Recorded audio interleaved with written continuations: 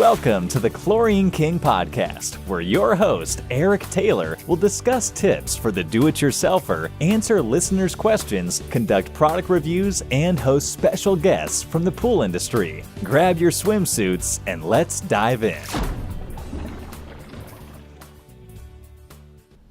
Welcome back to the Chlorine King Podcast, everyone. I'm excited to be back sharing my knowledge with you and having you all tune in. I know I've been away for a while, but I've been working on a few exciting projects that are finally coming to a close. I'm about finished up with my book, which will share a lot of knowledge for people wanting to either get in the pool business or revamp how they're doing things in the business. I'm also launching a first for the industry, and that's a hip-hop album. It's good, clean music. It's going to have a bunch of different songs about our industry and things we deal with as pool professionals. So be on the lookout for all that stuff once it's complete. You could also head over to my YouTube channel to get a sneak peek at all the songs that I have up at this moment. Now at this time, I'd like to mention my official sponsors for the Chlorine King Podcast. The show is brought to you by 𝐷𝐴quasuite, the app to supercharge your pool business by keeping you organized and saving you time. Go to 𝐬𝐮𝐻𝐴quasuite.com to learn more, and be sure to tell them that Chlorine King sent you for a free 30-day trial. And also, Riptide Pool Vacuum Systems, the simplest way to save time cleaning your pools. With unparalleled performance and support, get your Riptide today at www.riptidevac.com. Our guest tonight is another repeat guest because he has yet another service he can offer people starting out in the pool business, a pool route. Rob Estell has been in the business for a very long time and has helped hundreds of people get into the business by selling them a pool route. He also helps sellers tighten up their route by selling routes for them. So if you're in the market for a turnkey business or looking to lighten your load a little bit, then stay tuned for my interview with Rob. So I'm excited to have on the line a returning guest. His name is Rob Estell, and he's the pool route broker for ThePoolPros.com. How you doing tonight? Eric, I'm doing great, brother. Thank you for having me back on the show. Absolutely. Now, I know I've talked to you on a previous podcast about your contractor school, but why don't you give the listeners a little insight about how you came to be a pool route broker? Oh, yeah. Well, this is the real thing is that when I start a business, I always think of one thing is what the consumer wants, and if the consumer wants something, try to make some money on it. So when I moved to Florida 21 years ago, I was here for a couple of years, and I actually wanted to get into my own business. So I had some money in a 401k that I took out in the end of 1999. I bought a pool route through a business broker, and I bought 43 accounts, and I thought I had a great business, and the route broker told me that, hey, all you need is to be licensed and insured in the pool business is you just need to have a driver's license and car insurance, and you're licensed and insured. So this is an easy business to get in. You can make all this money. So that was great. Then I went out and got bought some pool route from this broker, and about 6 months into the business, I got a ticket for not having a contractor's license for cleaning pools. So I went back to the broker, and he was like, "Hey, I'm sorry, you're pretty much screwed, and I can't really help you." Oh, so I felt like I got taken advantage of, and I went back to the guy that that I bought the pools from, and he goes, "Hey, you're my competition now. I'm not going to help you get a license. Mm-hmm. You should have said that before. I didn't know that you wanted to be, a legit pool guy. I wouldn't have sold it to you if you want you to be legit competition." So I actually was, kind of scared. I got a cease and desist order. And I couldn't be in the pool business at all, and I was like, "Oh my God, what am I going to do?" And I ran across the guy, and he said, "Hey, this is easy. Just go get your license. This is what you do." And, I did this years ago. I just go out and I help you. I know you have the experience. You've been doing it for a while, so this is what you do. I signed for your experience, and I went and took the test. I passed the test, and I got my contractor's license. So with that shortcoming there, I said, "Hey, one of these days I'm going to, make sure that doesn't happen to somebody else." So I went through my lifespan of in the pool business. I had 1,200 pools and a whole bunch of headaches. I sold that and got in the wholesale distribution in the pool industry, and I met a lot of different people and that there. And then when I had sold the ThePoolPros, which was a wholesale supply company, I said, "I'm going to get my real estate license, and I'm going to sell pool routes and help broker the routes." So when I got into the business of selling the pools, I got my real estate license, and because that's what's required, I decided to be able to help everyone and be honest with everyone. Hey, you need to be able to be licensed, and there's a pathway to licensure here and there, and that I can help you out because I was a CPO instructor with the National Swimming Pool Foundation. So that's the first step for a Broward County license. They make you get a CPO certification before you apply for your license. So I kind of had a pathway along there, and I was a licensed contractor. So, it was a little easier for me to sell to someone getting into business, having that hands-on experience. So it's gone pretty well with that so far. Gotcha. So just going to ask you a little bit a few questions about, your pool route business and get some little insight on it. So the first question I have for you, is there any time of year that's better than another to buy? And also, is there another time of year that's better to sell? Typically, with the exception of the last year, everything's been kind of crazy here. But the pattern that I've seen for the last 8 or 9 years that I've been licensed is that typically the best time to sell. There's usually the seller's market is going to be typically in October, November, December, January, February, March. In those areas, it's easy to sell because people want to get into the business while it's easy. Mm-hmm. So it's easier to service a pool in the wintertime because, as we know that when the water temperature drops 10 degrees Celsius, which I'm sure your CPO instructor told you that, but when your water temperature drops 10 degrees Celsius or 18 degrees Fahrenheit, it takes half the amount of chemical to create the same reaction. Mm-hmm. So actually it takes half the amount of chemicals in a pool that has less temperature. So everyone knows that, so they want to come into the business in the wintertime. So there's a larger margin of error that you can make and not turn the pool green.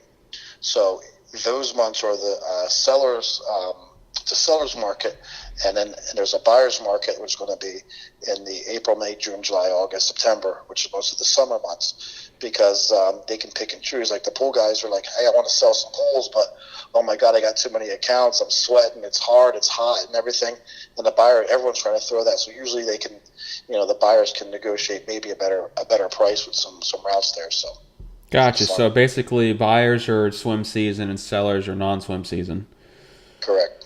Gotcha. So another question I have, if you're a smaller company, say less than 250, 300 pools, is it better to sell it complete, as a complete company with trucks, tools, and a worker or two, or is it better to sell off a small route like, say, 30 or 50 pools at a time?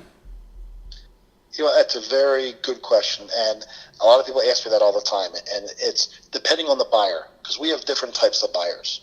So typically, your best sale is going to be you'll get the most money if you can sell one truck ready to go on a whole route. Let's say 70, 80, 90 pools, depending on how tight your route is and stuff like that. Mm-hmm. With a truck, with a hammerhead, preferably. Everyone likes the hammerhead better now to get the riptide, which I guess has taken over some of the market share. But people don't want the system vac. They don't want the power vac and stuff like that. Everyone wants a hammerhead or maybe even a riptide or something like that now. But a turnkey business, that's where you can get the higher multiple. The highest multiple I've sold, and when I talk about multiples, most of the routes sell upon a multiple of the monthly gross. Mm-hmm. So if you have, let's say, $1,000 worth of pools every month, and you have contracts that you do $1,000 worth of service, you can sell that on a multiple. And typically the range of a multiple right now is anywhere from 10 to 15 times. Wow. The monthly gross. The most I've sold is 18 times, but that was 2 trucks and 1 development, and all the pools averaged, about $105 a pool, and this was 9 years ago. It was a very tight route. It came with some equipment, so it was really, really high. But the majority of people, that give you the best deal would be buying, 80 pools with a truck, ready to go, decent equipment, turnkey business, just sit in the truck and drive. That's the easiest one to sell, but most of the time that's the case now. So turnkeys are going to be... So turnkeys are going to be the easiest to sell, but also you're going to get the most out of that as far as the multiple goes. As far as the net profit on that. And the reason why is that if I'm coming in and buying your company, most investors are looking upon a multiple of net income. So they're going to pay 2, 3, 4, maybe 5 times, net income. So you know that we're not really doing a good job on reporting all of our taxes. So they want to come in and give you, let's say you have 300 pools and you're paying taxes on $80,000. They're going to give you, let's say 3 times that, 3 times net. So they're going to give you $80,000 times 3. They'll sell your business for $240,000. Wow. But if you broke that down into 3 different, three times would be the max. Some people want to get you for 1 time net or 2 times net, but it doesn't really work out that way. That's why the pool routes sell on a multiple. So at that, if you go 12 to 15 times on that, you might sell that business for $350,000. So, most businesses are worth more pieced out than they are as a whole. Gotcha. So, I've heard a lot of brokers say, because I've talked to a few of them, here and there, that we have buyers right now. How legitimate is that claim? Because it seems like that may not be the case if there's all these routes sitting on a website for sale. Here's the situation. The typical broker that's going to come to you and say, look, I have a buyer. They want to get you when it comes to real estate, there's one key thing. As real estate, when we take your license and we get trained, taking our post licensing, you have to list to exist. So I'm going to tell you anything I want to get your listing. Okay. Once I have the listing, I got you hooked for 6 months to a year, whatever. Then I advertise the heck out of that listing, and I get somebody on the phone. If you have no listings, you're not going to get any buyers. I got you. So you almost need the listings before you can get the buyers. So everyone says that. So my recommendation, even you can even do it with me. We like to take listings and we tell people, look, it's going to take us 3 to 6 months to sell your route on average. That's the average there. Even if I have somebody that says they want to buy and they're ready to go, the chances of them actually going through to the whole way to the transaction, the closing is very, maybe 50, 60%. But there's going to be times where a deal will fall through 2 or 3 times before we actually sell your route. But to get back to your question, when you talked about when the broker says, hey, I have a buyer for your route, I think that's bogus. And that's the case. This is my recommendation. Okay, bring me the buyer and I'll pay you your commission. I'm not going to sign a 1-year deal for you, but I'll sign an exclusive for 1 buyer. You bring me a buyer if it's John Smith. If you bring in John Smith and I sell to John Smith, I'll pay you your commission, whatever your commission may be. Gotcha. But don't get on the hook for a year with some promises of a buyer that never exists, because 99.99% of the time the buyer doesn't exist.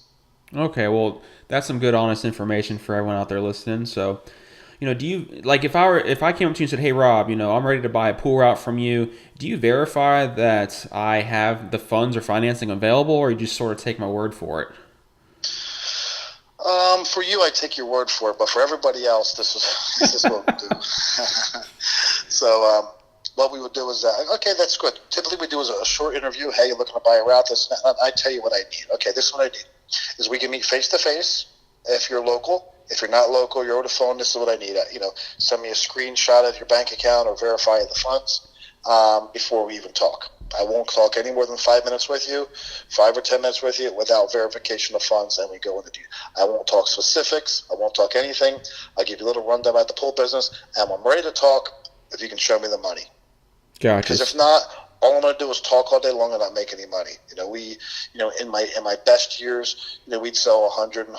I would sell 100, 120 routes a year, and and you can't do that without chasing people around or following people around or showing them businesses they don't have money or not ready to go. You know what I mean? And it's like, oh, well, I have an investor, or I have this and that. Yeah. Okay. Well, bring an investor in, show me the money, and then once they make an offer, every offer must come with a 10% deposit. Yeah, like they say, money talks and BS walks. That's for sure. So how successful has owner finance option been, if any? Do you recommend it or no? I think it's great. It's an awesome deal. And there's no fixed way to do a business. As brokers, here's some good insight. It is illegal for us to set the price of the sale. Mm-hmm. It is illegal for us to dictate the terms of the sale. Everything is negotiable. So if anybody tells you that, oh, this is it, there's no negotiations, this and that, that's not true.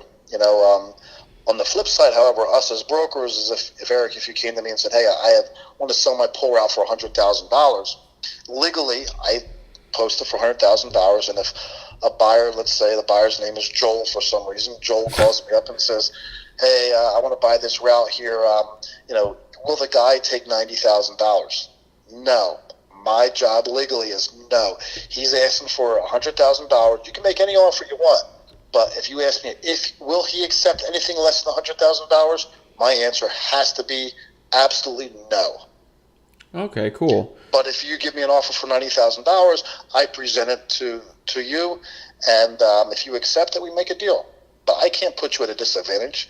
If you told me that, hey, I need to sell this business, and because there's an illness in the family, or hey, I'm getting too old, I want to sell it in 2 weeks. I can't put you at a disadvantage. I can't put an advertisement out there that, hey, the guy's dying, or he's sick, or he wants to sell, fire sale. I can't put those types of terms inside there. That puts you at a huge disadvantage. And as a broker, we must give equal opportunity and equal fiduciary to the buyer and the seller. Yeah, so I was just about to say, it sounds a lot like if you're a realtor trying to sell a home, you're always going to have your client's best interest at heart. Yes, and in order to be a pool route broker, you must have the same real estate license. Gotcha. So this is a little bit of a scenario type question. So obviously social media has come out pretty heavily in the pool business since I've even started, but in the last 3 to 4 or 5 years, and you can build a route pretty quickly just through social media or Thumbtack, Home Advisor, all that stuff. Yeah. So my question is, how sustainable is selling pool routes, over the next 5 to 10 years? Do you see that starting to phase out because of how quickly it's starting to become to build a pool route, or is it the other way around? It's always going to be there, I think. And the problem here is that, this is what I tell everybody. I am an expert in this industry. I'm an expert in South Florida. If I'm going to go to Orlando or Georgia or Texas or California, I am still a novice because I don't understand those markets. Mm-hmm. And I'm not actively in those markets, so I can't tell you that I know how to be the best pool guy or the best broker in those types of markets. I know in the South Florida market, this is how it is. From Orlando south, you can't really build a huge business here. It's because the workers, they want to do things on their own. It's very hard with the enforcement.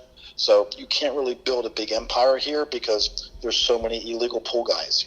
The estimation right now is 80% of the industry is unlicensed.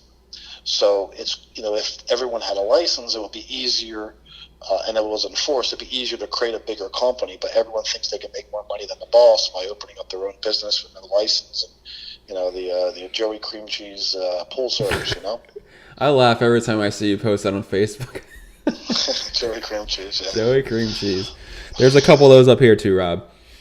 They're all over the place, Joey Cream Cheese, for the listeners here, is a fake person that I made up, and I don't want to pick on anybody, but he's like the kind of person that is out there cleaning the pools, and he's unprofessional. He has a beat up, rusty truck with his chlorine jugs in the back, and so much weight in the back. It's the back end. The back bumper is closer to the ground than the front bumper, and he wears his flip flops into the pool, and he's got his jeans that has holes in them, and he's smoking a cigarette, and his hat's on, and he's just dirty and sunburned, and he knows everything about everything, and he tells the homeowner that he can taste the water in the pool and tell you what the pH is. All these crazy things. Have you ever heard these types of things? I have, yeah. Yeah, and it's like, oh, I can do this, or they take the Taylor reagent and they drop it into the pool, and they can say, oh, I know how much chlorine's in the pool, and like that kind of guy like that. He's just a hazard to the industry, and so we call those kind of people. I call them like a generic Joey Cream Cheese. So you're basically explaining like the epitome of a pool professional. That's what everyone thinks of us, and it's in the pool industry, people think that we're that type of person. And when I was cleaning pools and I had my pool business, and you're never supposed to talk how much money you make, but I got kind of cornered one night about some people about how much money they make and how much money they make, this and that, and I was telling them that, hey, 20 years ago I was charging, or 18 years ago I was charging $75 an hour, which they're like, oh my God, that's insane. How do you make $75 an hour? I said, well, some days it's easy, some days it's not, but that's what I charge for service calls. And then when I'm servicing pools, I usually make more than that because I can hit 4 or 5 pools an hour, and I'm charging $20 a pool. And people don't understand how this is. We're licensed professionals as far as the state of Florida sees, and we're very high income. You should be making six figures in this business if you're licensed and running a legit business. For sure, and to touch on what you're saying about Mr. Joey Cream Cheese, when I first got in the industry as well, my best friend suggested, hey, to start a pool business, and I just remember seeing all these pool trucks on the road, you know what I'm talking about, like the rusted out beds, just they get out and trash falls out of their truck. It looks like they woke up from a hangover. And I'm like, I don't want to get in that kind of line of work. Like, I just always thought they were broke, desperate people. Yeah, and people will understand that. That's why there's a big difference. You have to separate yourself. And, if you have a home or you have a pool and you use those type of people that are unlicensed and unprofessional, you just put yourself at risk. Because if you look at those people, they're the type of people that are usually the service tech of a pool where the gate's left open and the child dies, or the suction entrapment, or the electrocution, or something happens, or there's been a leak in the pool for 2 years and the deck, starts to break, and there's major repairs of the house or the pool, because the professionals don't know really what it all entails. They're not taking continuing education. They're not taking their CPO every couple of years. They take it once every 10 years, even though it expires after 5. Take it every 2 or 3 years so you get more education, you get more people, And these guys are just a hazard to the homeowner, to the society, and there's a reason why there's licenses in most states for this. Yeah, and not to get too much off topic that I already have, but and they're dragging down the industry, because they're the ones that are charging next to nothing for service. The client hears that number and they're thinking, oh, that's what every company needs to charge. You get what you pay for. Exactly. I always say cheap isn't good and good isn't cheap. So to get back to the questions about the pool route stuff, so how large or small of a route should someone attempt to take on, if they have zero experience? Like, have you found an experience with a certain number that works best? Yeah, in the beginning I try to say 40, 50 pools to get started, maybe 40 to 60, because the hardest part about the first week in the pool business is you had it and I had it, is not just the service, it's not the chemicals, it's not the pump or the fill, it's how do I find the house? That's the hardest thing in the whole business. How do I find this house? Am I on street or am I on court? Am I on avenue? The GPS is wrong. What's going on? And, I never use GPS. I use my map book, and that's my Army training, I guess. But that's the hardest thing. So by finding the pools initially, 40 to 60 pools is a good number to get started in. And every market's different depending on how spread out they are.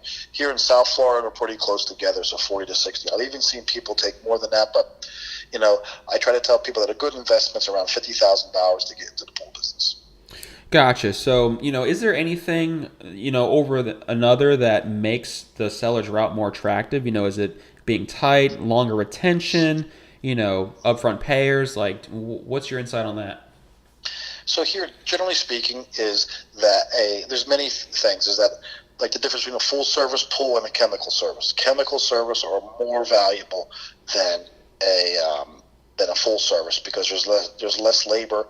You can clean more per hour. You get more repairs. So if you can clean 3 pools an hour on a full service, you can clean 6 pools an hour on chemical service. You have 6 filters that have to be changed once a year.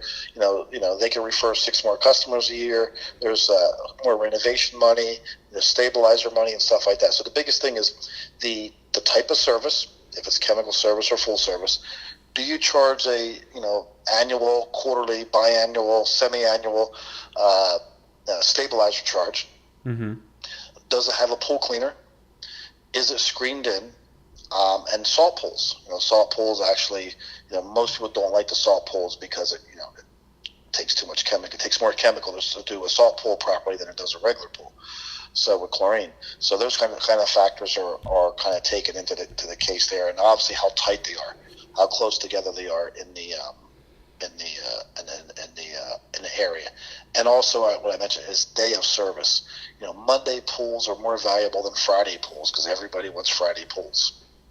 Oh, that's a good point. I never thought of that. Yeah. So Monday pools are really good. So Monday, Tuesday pools, because everybody has Friday pools. So people will come to me and say, "Hey, I have a 40 pool route, and I need to buy 60 more pools. So I know what I'm doing. So I got 40 pools. Well, what days do you do them? Because they're on Thursday and Friday. So I need to buy 60 pools that are Monday, Tuesday, and Wednesday to fill up my day because I want to get into the business now, or even deeper into the business."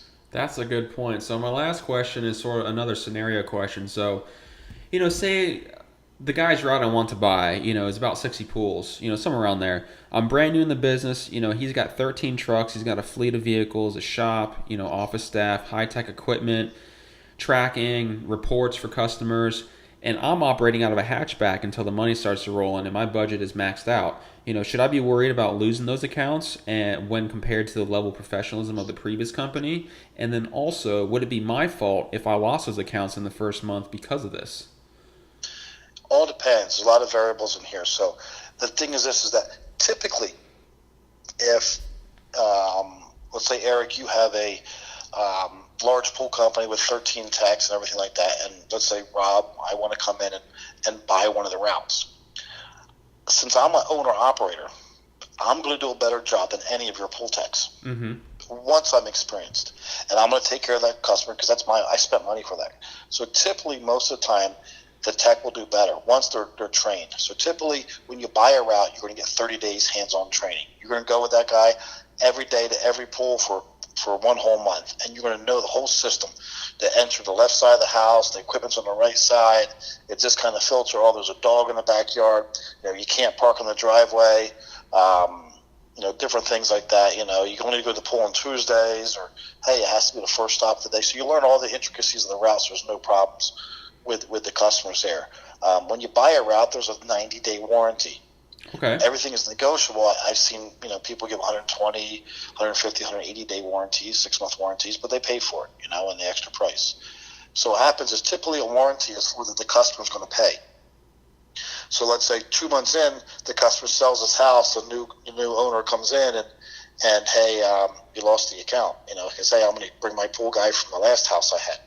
That's the problem of the seller. The seller needs to make sure that the customer will maintain the pool service with the buyer, and the buyer does good service for 90 days.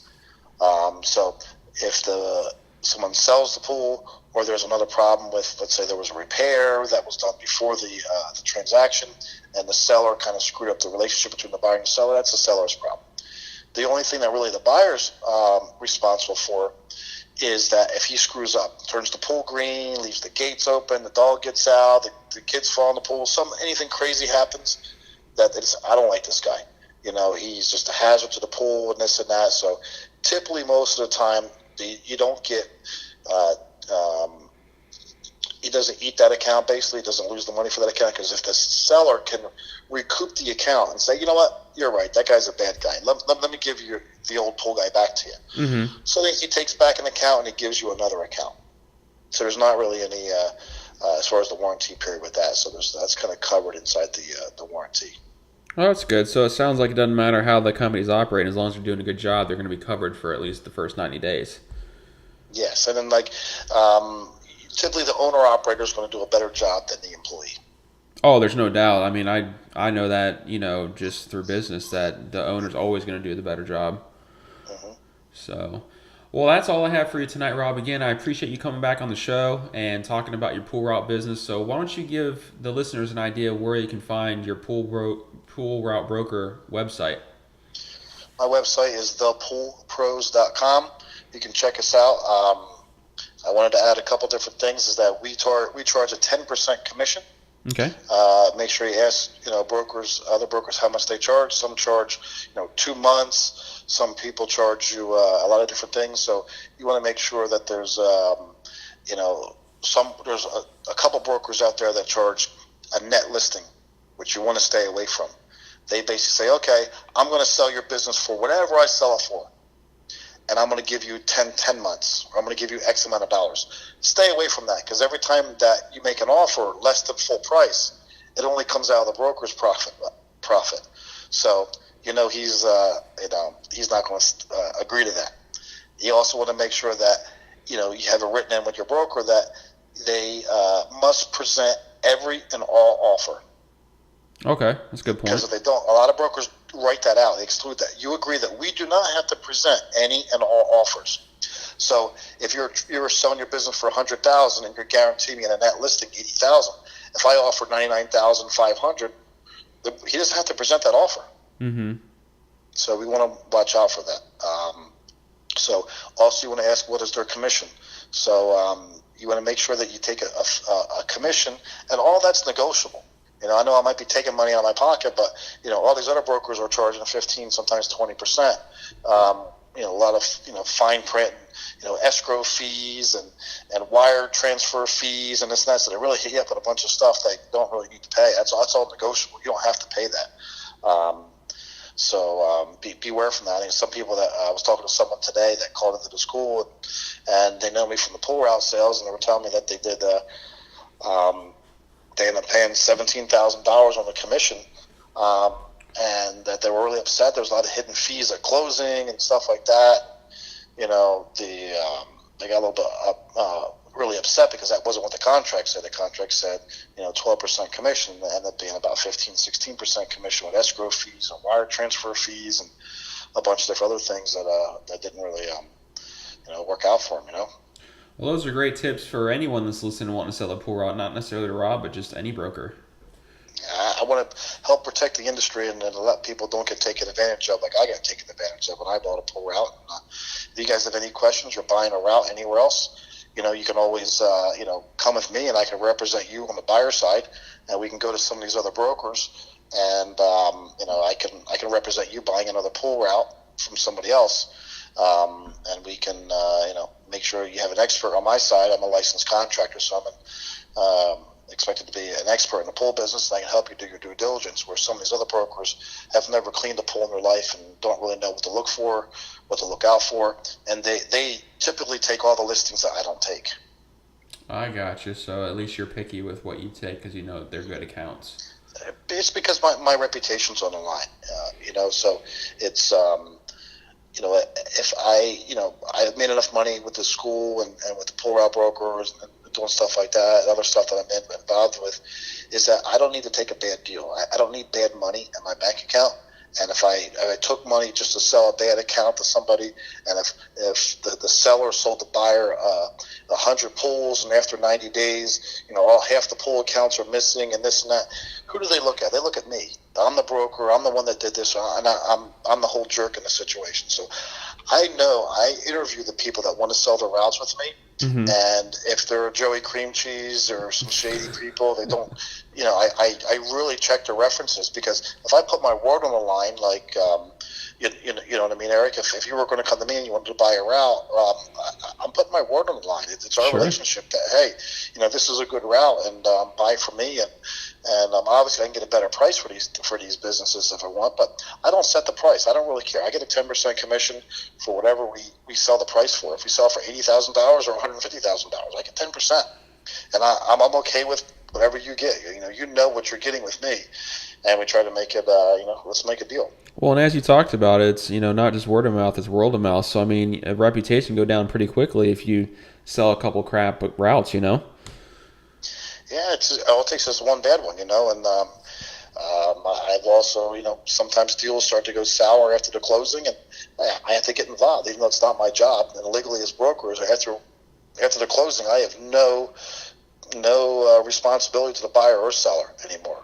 Maybe I can answer the phone and listen to them, but I don't have to do anything for them. But there's been times where I've, negotiated, meetings afterwards and say, hey, let's work this out. Instead of going to an attorney, let's try to work something out, guys. We're men here. I know you don't like him. He doesn't like you, whatever. Let's just, you want to let the money go to the attorneys, or you want me to come help you out?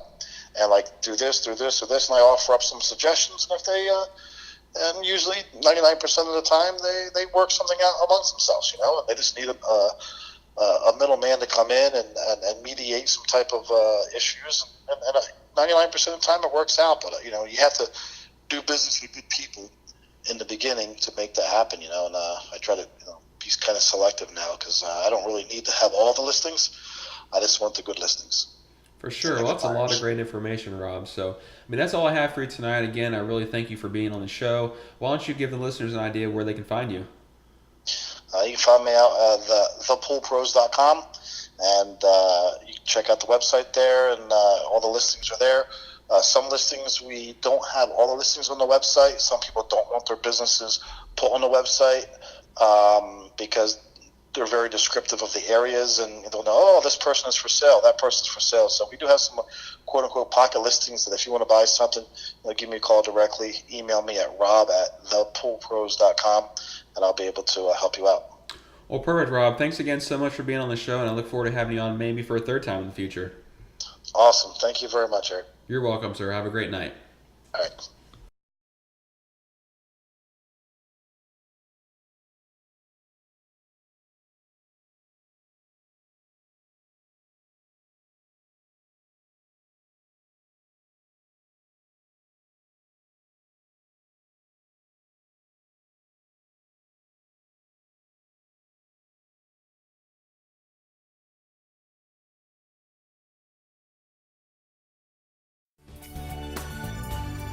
That's all for tonight, and thanks for tuning in. Please send any comments or ideas, how-to and guest appearance requests, and product review suggestions to eric@chlorinekingpools.com. Remember, if life piddles in your pool of dreams, just add some chlorine and keep swimming. See you next time.